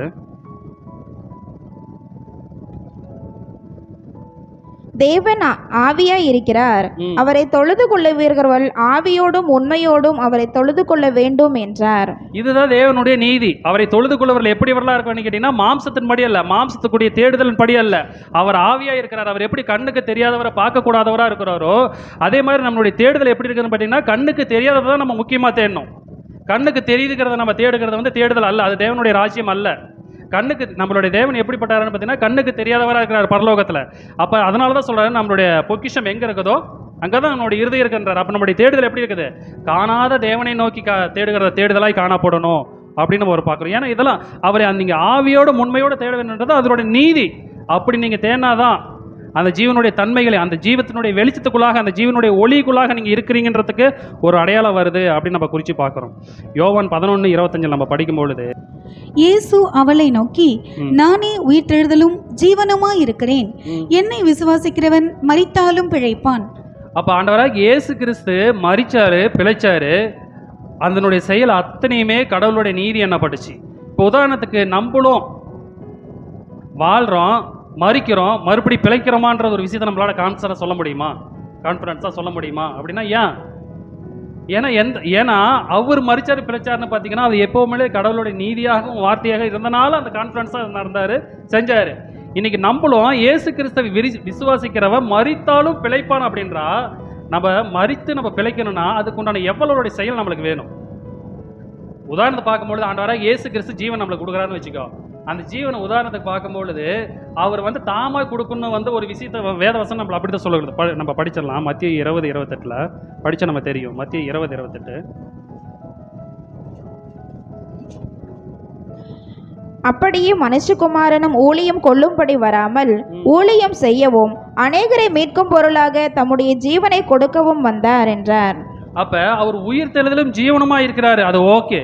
அதே மாதிரி அவர் ஜீவனுக்கு உயிர்த்தெழும் ஜீவனமா இருக்கிறான்றதுக்கு காரணம் என்னன்னு கேட்டீங்கன்னா, அவருடைய ஜீவனை எப்படிப்பட்டவர்களாக கொடுத்தாரு. உதாரணத்துக்கு இப்போ நம்ம ஒருத்தர் நம்ம உதவி செய்யறோம்னு வச்சுக்கோ. நம்மளுக்கு உதவி செய்யறோம், தேடி போய் நம்ம உதவி செய்யுமா, இல்லை பிரதர் வாங்கன்னு சொல்லி உதவி செய்யுமா? மற்றவங்கள்ட்ட வாங்குற மாதிரி இருந்துச்சுன்னா நம்ம என்ன பண்ணுவோம்? தேடி போவோம். ஆனால் மற்றவங்களுக்கு நம்ம கொடுக்குற மாதிரி என்ன பண்ணுவோம்? இதான் நான் இந்த இடத்துல இருக்கிற வந்துருங்க அப்படின்னு சொல்லுவார் நம்ம பார்க்குறோம். அப்போ ஜீவனை கொடுக்க வராருன்னா அது எப்படிப்பட்ட நீதியாக இருக்கிறது? ஏன்னா பரலோகத்தில் இருந்துட்டு கூட நம்ம பூமியில் வந்துட்டு ஒரு மேன்மையான இடத்துல இருக்கிறான், என்னுடைய ஜீவன் வந்து ஏற்றத்தானே நீங்கள் எடுத்துங்கன்னு சொல்லி ஆண்டவராக இயேசு கிறிஸ்து சொல்ல கிடையாது. தேடி வந்து ஜீவனை கொடுக்குறாரு அப்படின்னா நம்ம எப்படிப்பட்டோம்? ஏன்னா இயேசு கிறிஸ்து செஞ்ச செயலை தான் நம்மளுக்கு அப்படியே ரோல் மாடல்னு நம்ம பார்க்குறோம். ஏன்னா இயேசு கிறிஸ்து என்ன பண்ணுறாரு? தேடி வந்து ஜீவனை கொடுத்தாரு. நம்மளும் என்ன பண்ணோம்? 1 யோவான் 3:16 நம்ம படிக்கலாம். 1 யோவான் 3:16, அவர் தம்முடைய ஜீவனை நமக்காக கொடுத்ததினாலே அன்பு இன்னதென்று அறிந்திருக்கிறோம், நாமும் சகோதரருக்காக ஜீவனை கொடுக்க கடனாளிகளாய் இருக்கிறோம். அவர் தேடி வந்து நம்மளுக்கு ஜீவனை கொடுத்தாருல, அப்ப அதே மாதிரி நம்மளும் என்ன பண்ணோம்? இல்லைங்க வர வச்சு தான் நான் கொடுப்பேன் அப்படின்ற பொருள். இது ஜீவனை கொடுக்குற தன்மைன்னா ஃபர்ஸ்ட் நம்ம என்ன சொல்லுவோம்? ஏன்னா அவர் லிட்டரலான ஜீவனை கொடுத்தாரு, அவைக்குரியதான அந்த நிலைவாழ்வும் நம்மளுக்கு கொடுத்தாரு. இப்போ நம்ம ஜீவனை கொடுக்கறதுனா ஃபர்ஸ்ட் ஜீவனை கொடுக்கறத நம்ம புரிஞ்சுக்கணும். ஜீவனை கொடுக்கனா என்ன? உதாரணத்துக்கு எனக்கு மாம்சத்தின்படி ஒருத்தர் தேவைப்படுது. அந்த மாம்சத்தின்படி நான் ஆவிக்குரிய இது விஷயமான எனக்கு பாதிப்பாக ஆகப்படுது. நீங்கள் என்ன சத்தியத்தில் நடக்கிறீங்களா, ஜீவனை கொடுன்னு சொல்கிறீங்க, நீங்கள் ஜீவனே கொடுக்கக்கூடாதுன்னு இப்படி நடக்கிறீங்களா அப்படின்னு சொன்னால் அது ஜீவனத்தினுடைய தன்மைன்னு கேட்டேன்னா அது கிடையாது. ஜீவனை கொடுக்குற தன்மைனா என்ன? அதை புரிஞ்சுக்கிட்டா தான் நம்ம இப்போ, ஏன்னா இது கடனை நம்ம அடைச்சே ஆகணும். உதாரணத்துக்கு நம்மளுக்கு ஒரு 10,000 வாங்கினா அந்த 10,000 கொடுக்கலன்னா அந்த கடனை கொண்டாடவன் நம்மளுக்கு என்னென்னலாம் சொல்லுவார், எப்படியெல்லாம் நம்மளுக்கு வந்து அதை வந்து தகாத விதமாக நம்மள்ட்ட நடத்துவார்னு நம்ம பார்க்குறோம். அப்போ ஜீவனை கொடுப்பது கடன்னா அந்த கடன் நம்ம தீர்த்தே ஆகணும். அது தீர்க்கலனா கடனாளிகள் கடைசி முடிக்கணும் எப்படிப்பட்டவனா இருப்பார்? கடனாளி தான் இருப்பார். ஏன்னா இயேசு கிறிஸ்து நம்மளுக்கு கொடுத்து அந்த ரோல் மாடல் நம்மள்ட்ட காட்டு போயிட்டார். அப்போ நம்மளும் ஜீவனை கொடுப்பதுக்கு கடனாளியை காணப்படணும் அப்படின்னு நம்ம பார்க்குறோம். இது ஏன் சொல்லப்படுதுன்னு பார்த்தீங்கன்னா, ஜீவனை கொடுக்கறதுல முக்கியமான தன்மை நம்மளுக்கு இது. நம்ம ஜீவனை கொடுக்கறதுனால நம்ம என்ன நினைக்கிறோம்? மற்றவங்களுக்கு பயனுள்ளதாக இருக்குதோ அப்படின்னு நினைக்கிறோம். அது ஓகே தான், இல்லைன்னு சொல்ல கிடையாது. ஆனால் முக்கியமான பயன் என்னன்னு பார்த்தீங்கன்னா, யோவான் 10:14 நம்ம படிக்கலாம். யோவான் 10:17 யோவான் 10:17 sister. நான் என் ஜீவனை மறுபடியும் அடைந்து கொள்ளும்படிக்கு அதை கொடுக்கிறபடியினால் பிதா என்னில் அன்பாய் இருக்கிறார். இப்ப ஜீவனை அவரை அடைந்து கொள்ளும்படி கொடுக்கிறபடியினால், அடைந்து கொள்ளும்படினா திரும்ப நமது ஜீவனை எனக்கு நான் பெற்றுக்கொள்ளுவேன், கொடுக்கிறபடினால் பிதா என்னில் அன்பா இருக்கிறாரு அப்படின்னா அதுக்கு என்ன சொல்லுவோம்? கொடுக்கலனா அன்பு இல்லையா அப்படின்ற ஒரு தன்மைக்கு தான் நாங்கள் வரணும் பார்க்குறோம். அப்போ ஜீவனை கொடுக்கறதுக்கு என்ன? நம்ம ஜீவனை கொடுக்குறோம், அதனால பிதாவை நம்ம அன்பை பிதா நம்ம இடத்துல அன்பா வைக்கிறான்றதுக்கு பொருள் அது அப்படின்னு கேட்டிங்கன்னா அது ஒன்று தான், இல்லைன்னு கிடையாது. இன்னொரு விஷயத்தை பார்த்தீங்கன்னா, நீங்கள் ஜீவனை கொடுத்தாதான் ஜீவனை பெற்றுக்கொள்ள முடியும். அதுதான் நீதி, அதுதான் தேவனுடைய நீதி.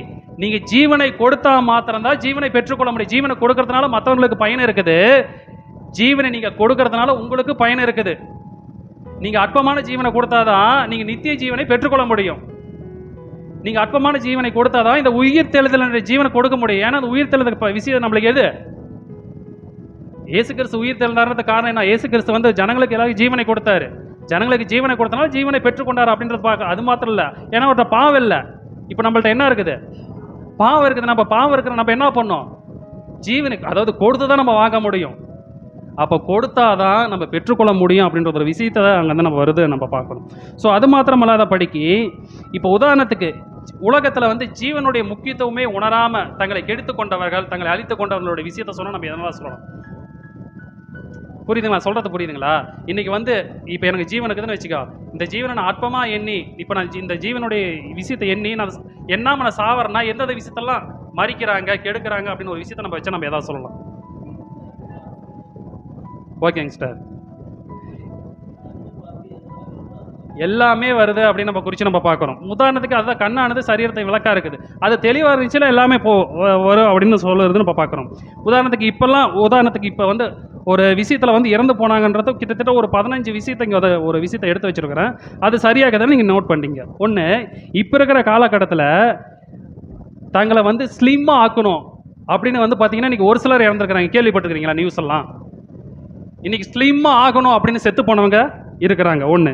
ரெண்டாவது, தங்களை அழகுபடுத்துவதற்காக, ஸ்லிம்மாக ஆகிறது அழகு தான், அது உடம்பு தன்மைங்க. ரெண்டாவது, இந்த அழகுபடுத்தணும்னு கேட்டிங்கன்னா ஃபேஸ் அழகாகன்றது பார்த்தீங்கன்னா அது சைடு எஃபெக்ட் ஆகி செத்து போனவங்க எல்லாம் கேள்விப்பட்டிருக்கிறீங்களா? இது ரெண்டாவது. இது ஒன்றுங்களா? ரெண்டாவது பார்த்தீங்கன்னா இன்றைக்கி வந்து பாடி எக்ஸசைஸ் பண்ணுறாங்க, கேள்விப்பட்டிருக்கீங்களா? பாடி எக்ஸசைஸ் பண்ணி என்ன அப்படின்னா தேவையில்லாத மருந்துகள் சாப்பிட்டு அதுலேயும் செத்து போனவங்களும் இனி இருக்கிறாங்க. ஒன்று. மூணாவது பார்த்தீங்கன்னா இன்றைக்கி விளையாட்டு விளையாடுறவங்களை யானைக்கு சாகாமல் இருக்கிறாங்களா? செத்து போயிருக்கிறாங்க. அது ஒன்று. அடுத்தது பார்த்தீங்கன்னா இன்றைக்கி வண்டி ஓட்டுறோம். இன்றைக்கி அதிகமான விஷயமே பார்த்தீங்கன்னா 4 வீலருந்து எல்லாமே பார்த்தீங்கன்னா இன்றைக்கி வண்டியில் இறக்குறவங்க அநேகமாக இருக்கிறாங்க. காரணம் என்ன?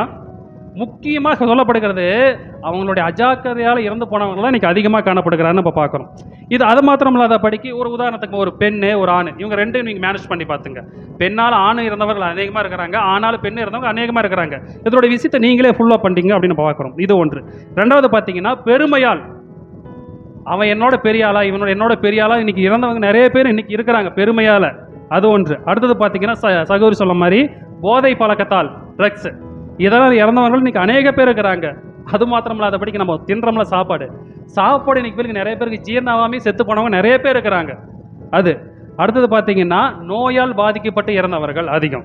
அடுத்தது பணம் நான் பெற்றுக்கொள்ளணும் அப்படின்றதுங்க பணத்துக்காக அவசரம் என்ன ஆனாலும் பண்ணுறதுக்கு இறந்து போனவர்கள் இன்னைக்கு அநேகம் இருக்கிறாங்க. அதே மாதிரி சண்டை, ஜாதி பிரச்சனையால், இது போல் இவங்க இப்படிலாம் உலகத்தில் இன்னைக்கு வந்து தங்களுடைய ஜீவன் என்னன்றது முக்கியத்துவம் தெரியாமே இன்னைக்கு இறந்து போனவர்கள் இவர்கள். ஸோ இவர்கள்லாம் ஒரு வகையில் இருந்தாலுமே இவர்களுக்கெல்லாம் என்ன தெரியாது? ஜீவனை தெரியாது, ஜீவனை பற்றி மதிப்பு தெரியாது, சத்தியம் தெரியாது அவங்களுக்கு, அவ்வளோதான். ஆனால் நம்மளுக்கு ஜீவ ஒளி இருக்குது, ஜீவ வழி இருக்குது, ஜீவ ஊற்று இருக்குது, எல்லாமே இருக்குது. ஆனால் இதெல்லாம் தெரிஞ்சிட்டு ஜீவனுடைய மதிப்பு கொடுக்கலாம், நம்மளுடைய வழி எப்படி இருக்கும்? இவர்களை காட்டிலும் உண்மையிலுமே பரிதபிக்கப்படக்கூடிய காரியமாய் காணப்படுகிறது யாருன்னு கேட்டிங்கன்னா நம்ம தான். ஏன்னா ஆண்டவராக இயேசு கிறிஸ்து ஜீவன் இந்த உலகத்தினுடைய பாவங்களுக்கு எதுக்குமே சிறிய அளவாக கூட உட்படலை. அப்படி இருந்தும் அவர் என்ன பண்ணுறாருன்னா மற்றவர்களுக்கு ஜீவனை கொடுத்தாரு. ஆனால் நம்ம இந்த உலகத்தில் இருக்கிற சகல விதமான காரியத்துக்கு ஒரு சில தருணத்தில் கூட நம்ம அடிமைப்பட்டவர்களாக இருந்தாலும் அந்த ஜீவனுடைய முக்கியத்துவத்தை உணர்ந்து நம்ம என்ன பண்ணோம்? மற்றவர்களுக்கு ஜீவனை கொடுக்க கடனாளியே காணப்படுகிறோம். அதுதான் கடவுள் நம்மளுக்கு விருப்பப்படுகிறதான காரியமாக இருக்குது அப்படின்னு நம்ம பார்க்குறோம். ஸோ அது மாத்திரமல்லாத படிக்கு உதாரணத்துக்கு இந்த ஜீவனை கெடுக்கிறதான ஒரு சில தன்மைகளை நம்ம குறித்து பார்க்கலாம். ஏன்னா உலகத்தில் இப்போ நம்ம பார்க்கும்பொழுது ஒளின்றது பார்த்தீங்கன்னா சத்தியம் ஒளி வருது. இப்போ நம்ம வீட்டுக்குள்ளாரே நம்ம ஒரு ஒளியை வச்சிருக்கிறோம். அந்த ஒளியை நம்ம சொல்லுவோமா? டிவி. இந்த ஒளியை வந்து உண்மையிலுமே நம்ம சத்தியத்துக்குள்ளாக நம்ம வளர்ச்சி கொண்டு போகுமா அப்படின்னு கேள்வி கேட்டால், பயன்படுத்துகிற முறை, ஆனால் உண்மையிலுமே அதை பயன்படுத்துகிற முறை நம்ம சரியாக கொண்டு போகிறோமா? உதாரணத்துக்கு நம்ம மொபைல் வாங்குறோம். மொபைலை வந்து பார்த்தீங்கன்னா நம்ம ஃபோன் பேசுறதுக்கு தான் ஆரம்ப கட்ட காலத்தில் வாங்குவோம். ஏன்னா கீபோர்டு அப்படி தான் இருந்துச்சு. அதுக்கப்புறம் ஒரு சிலர் கேமு கொடுத்தாங்க. அதுக்கப்புறம் அப்படியே டெக்னாலஜி வந்து இன்றைக்கி இது பார்த்தீங்கன்னா செல்லுக்குள்ளார சகலமே அடங்கிருச்சுன்னு நம்ம பார்க்குறோம். ஏன்னா உள்ளங்கையிலுக்குள்ளார உலகமே இருக்குது அப்படின்னு சொல்கிறாருன்னு பார்க்குறோம். ஸோ அதனால தான் ஒருத்தர் உலகத்தார் ஒரு ஒரு பழமொழி சொல்லுகிறாரு, செல்லிலிருந்து ஒருத்தருக்கு வந்து விடுதலை ஆகும், ஆனால் செல்லிலிருந்து ஒருத்தருக்கு விடுதலை ஆகாதுன்றாரு. அதுக்கு என்ன அர்த்தம் அப்படின்னா, சிறைச்சால் செல்லுக்குதில்ல, அதில் கூட என்னைக்காச்சும் ஒருத்த நாளைக்கு வந்து விடுதலை ஆகுமா? ஆனால் அந்த செல்லுக்குதில்ல, அது ஒரு நாளும் ஒருத்தருக்கு விடுதலை ஆகாதாம். அதுக்கு காரணம் என்ன? அடிமை. உதாரணத்துக்கு செல்லுக்கே ஒரு வார்த்தை இருக்குது. என்னன்னு கேட்டிங்கன்னா, உதாரணத்துக்கு இந்த சிக்னல் போட்டால் ஒன்று சொல்லுவாங்க. என்ன சொல்லுவாங்க? நில், கவனி, செல்லு. நம்மளுடைய வாழ்க்கை தரத்தில் ஒன்றுமே கிறிஸ்துவை பின்பற்ற நம்ம என்ன பண்ணால், செல்லுக்கே நீ ஃபர்ஸ்ட் செல்லு அப்படின்ற ஒரு விஷயத்தை நம்ம வாழணும். ஏன்னா இது எல்லாமே வந்து நம்ம உதாரணத்துக்கு நம்ம ஃபோன் பேசுகிற எடுக்கணும்னா நம்மளுடைய நேரத்தை சாப்பிடுகிறது. நம்மளுடைய காலத்தை என்ன பண்ணுதுன்னு பார்த்தீங்கன்னா, நம்ம குறிதாக்கி நம்மளுடைய நாச மோசத்துக்கு ஆக்குது செல்லு. அது கையாளுறது ரொம்ப கஷ்டம். அதை கையாள்ந்தாதான் ஜீவனுடைய தன்மைகளுக்குள்ளாக நம்ம செல்ல முடியும். இப்போ உதாரணத்துக்கு இந்த சினிமா இதெல்லாம் வருதில்ல, இந்த சினிமாவில் நிறைய பேர் பார்த்து எமோஷனல் ஆகிறாங்க தெரியுங்களா? சினிமா பார்த்து நிறைய பேர் ஆவாங்க தெரியுமா? இதனால் உலகத்தில் ஒரு நியூஸ் என்ன சொல்லப்படுகிறது, இப்படி நீங்கள் சினிமா பார்த்து அழுது அந்த எமோஷனல் ஆகிறீங்க. அதாவது சினிமா பார்த்து ஒரு சிலர் பார்த்து அப்படின்னு ஒரு எமோஷனல் கொடுப்பாங்க தெரியுமா? இப்படி ஆகிறப்ப என்ன ஆகுன்னு கேட்டிங்கன்னா, அவங்களுக்கு ஹார்ட் அட்டாக் வருமாமா ஒன்று. ரெண்டாவது, இந்த சினிமா பார்த்து அழுகிறவங்களுக்கு என்ன ஆகுன்னு கேட்டிங்கன்னா, அவங்களுக்கு அவங்களுடைய வாழ்க்கை தரத்தில் 10% ஆயுள் வந்து கம்மியாகுமா. அப்போ நான் காசை கொடுத்து என் வீட்டில் கேபிள் இழுத்து நான் ரீசார்ஜ் பண்ணி நான் வந்து ஹார்ட் அட்டாக்கில் போகிறதுக்கான இந்த ஜீவனை நான் இப்படி இருக்கிறேன். இது உலகத்தில் கொடுக்கப்படுகிறதான ஒரு விஷயத்தை, இது நியூஸில் இருக்குது. இந்த நியூஸை கூட நீங்கள் முடிஞ்சோன்னு கேளுங்க, நான் காட்டுறேன். அப்போ இந்த ஜீவனை நம்மளை பறிப்பதுக்கு உண்டான சகல செயல் என்ன? ஏன்னா கிட்டத்தட்ட 19ஆம் 20ஆம் நூற்றாண்டுலேருந்து சத்தியத்தின்படி என்னை பொறுத்த முடிக்கும் நடப்பதுக்கு மிகவும் சாத்தான பயன்படுத்துகிறதான ஒரு ஆயுதம் எதுன்னு கேட்டிங்கன்னா, இந்த மொபைலை என்னை பொறுத்த முடிக்கும் நான் சொல்லுவேன். இந்த மொபைல் வீட்டில் இருக்கிற டிவி இதில் எல்லாமே சொல்லுவேன். ஏன்னா பைபிளில் அடிமையானவர்களோட இதில் அடிமையானவர்கள் அநேக பேர். இதில் அடிமையாய் இன்னைக்கு இறந்தவர்களும் இறந்து கொண்டு இருக்கிறவர்களும் அநேக பேராய் காணப்படுகிறார்கள் நம்ம பார்க்குறோம். ஸோ அதனால தான் லூக்கா 14:26 சொல்லப்படுகிறது. லூக்கா 14:26, யாதொருவன் என்னிடத்தில் வந்து தன் தகப்பனையும் தாயையும் மனைவியையும் பிள்ளைகளையும் சகோதரரையும் சகோதரிகளையும் தன் ஜீவனையும் வெறுக்காவிட்டால் எனக்கு சீஷனாய் இருக்க மாட்டான். அப்ப முதலாவது தன் ஜீவனை அவன் வெறுக்கணும். ஏன்னா தன் ஜீவனை வெறுக்கிறவர் தான் எப்படிப்பட்டவராக இருப்பார். உதாரணத்துக்கு தன் ஜீவனை ஒருத்தர் வெறுத்துட்டாருன்னு வச்சுக்கோ, அவர் கடவுளுடைய வார்த்தைகளுக்கு தவிர்த்து வேற எதுக்குமே அவர் செவி சாய்க்க மாட்டார். அதுதான் ஜீவனுடைய வெறுக்கிறதான முழுமையான தன்மை. நம்மளுடைய ஜீவனை வெறுக்கணும் அப்படின்னு கேட்டால் நம்மளுக்கு சார்ந்தது, நம்மளுக்கு ஃபேவரட்டாக காணப்படுகிறது, இது எல்லாமே நம்ம டோட்டலாக வெறுத்தா தான் நம்ம கடவுளுக்கு முக்கியமாய் தேட முடியும், முழுமையாய் தேட முடியும். அப்படி தான் ஜீவனை வெறுக்கிறவன் தான் என்ன பண்ணுவார், அதை அடைந்து கொள்ள போவார். ஏன்னா நம்ம பார்க்கும்பொழுது லூக்கா 14:34 சொல்லப்படுகிறது, தன் ஜீவனை வந்து ரட்சிக்க வகை தேடுகிறவன்றாரு. தான் ஜீவனை ரட்சிக்க தன்னை காப்பாற்றுக்கிற வகை தேடுகிறவன் சொல்லப்படுகிற லூக்கா 14:37. ஆனால் மத்தேயு 16:25 சொல்லப்படுகிறது, தன் ஜீவனை ரட்சிக்க விரும்புகிறவன். எவன் தான் ரட்சிக்க வகை தேடுகிறானோ அவன் தான் அவன் ஜீவனை விரும்புகிறான்னு சொல்லப்படுகிறது. அது மாத்திரமல்லாதபடிக்கு மத்தேயு 10:39 சொல்லப்படுகிறது, தன் ஜீவனை காக்கிறவன், தன் ஜீவனை ரட்சிக்க வகை தேடுகிறவன் அதை விரும்புகிறான். அதை விரும்புகிறவன் தான் ஜீவனை காக்கிறான். அப்படி தான் ஜீவனை காக்கிறவனுக்கு உண்டான விஷயம் தான் சொல்லப்படுகிறது. யோவான் 12:25 சொல்லப்படுகிறது, தன் ஜீவனை சிநேகிக்கிறான், விரும்புகிறான், சிநேகிக்கிறான். ஆனால் கடவுள் நம்மளுக்கு வந்து இப்படிப்பட்டதான ஒரு பிரமாணமாக தான் தன்னுடைய ஜீவனை காப்பாற்றுறதுக்கு தான் பிரமாணம் கொடுத்தாருன்னு கேட்டிங்கன்னா அப்படி கிடையாது. ஏன்னா யோவான் 15:13 நம்ம படிக்கலாம். யோவான் 15:13, ஒருவன் தன் சிநேகிதருக்காக தன் ஜீவனை கொடுக்கிற அன்பிலும் அதிகமான அன்பு ஒருவரிடத்திலும் இல்லை. அப்ப தன் ஜீவனை சிநேகிக்கிறவர் இழந்து போகிறது காரணம் என்னன்னு பார்த்தீங்கன்னா, அவன் தனக்குரியதை மாத்திரமே சிந்திக்கிறான். நம்மள்ட்ட வருகிற சகல ஆலோசனையில் ஒவ்வொரு விஷயத்திலும் இது கடவுளுக்கு உகந்ததா என்று யோசித்து பார்க்கணும். அதுதான் சொல்றாரு, மெயினானமும் நல்ல யோசனை. நம்மளுக்கு கெட்ட ஆலோசனை கொடுக்கறதுல நம்மளுக்கு யார் வேணா இருப்பாங்க, நம்ம வீட்டில் இருந்து யார் வேணாலும் கொடுப்பாங்க. அந்த ஆலோசனை எல்லாமே சத்தியத்தின்படி காணப்படுகிறதா.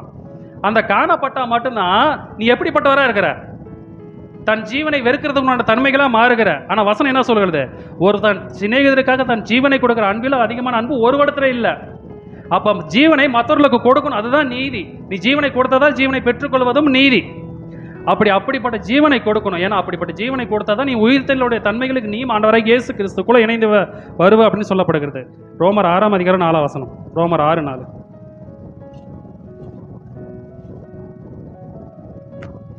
மேலும் பிதாவின் மகிமையினாலே கிறிஸ்து மரித்தோரிலிருந்து எழுப்பப்பட்டது போல நாமும் புதிதான ஜீவன் உள்ளவர்களாய் நடந்து கொள்ளும்படிக்கு அவருடைய மரணத்துக்குள்ளாக்கும் ஞான ஸ்நானத்தினாலே கிறிஸ்துவுடனே கூட அடக்கம் பண்ணப்பட்டோம். அப்ப பிதாவின் மகிமையினாலே கிறிஸ்து மரித்தோரிலிருந்து எழுப்பப்பட்டது போல நாமளும் எப்படிப்பட்ட ஜீவனுடையவராக நடக்கணும், அந்த பழைய சுபாவங்கள், அந்த பழைய எண்ணங்கள், அந்த பழைய யோசனைகள், அந்த ஜீவன் இருக்குது இல்லை, அந்த ஜீவனை தயவு செஞ்சு நடக்காதீங்கன்னு வேதவசனம் சொல்லுகிறது. புதிதான ஜீவன் ஆண்டவராக இயேசு கிறிஸ்து நமக்கு உயிர் தெளிந்தார் காணப்படுகிறார்கள். அந்த பிதாவின் சுத்தியத்தினுடைய ஜீவன், அந்த ஜீவனுடைய தான் நடக்கணும். அந்த ஜீவனுடையனா நீங்கள் நடக்கும்படி அவர் மரணத்தினால ஞானஸ்தானம் பண்ணப்பட்டோம். அந்த ஞானஸ்தானப்பட்ட கிறிஸ்து இயேசுவை நம்மளுக்குள்ளாக என்ன பண்ணணும், வளர்த்தணும்.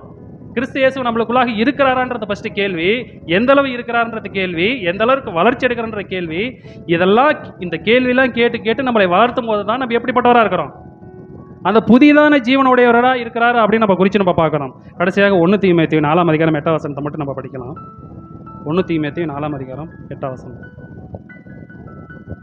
சரீர முயற்சி அற்ப பிரயோஜனம் உள்ளது, தேவ பக்தியானது இந்த ஜீவனுக்கும் இதற்கு பின்வரும் ஜீவனுக்கும் வாக்குத்தத்தம் உள்ளதாகையால் எல்லாவற்றிலும் பிரயோஜனம் உள்ளது.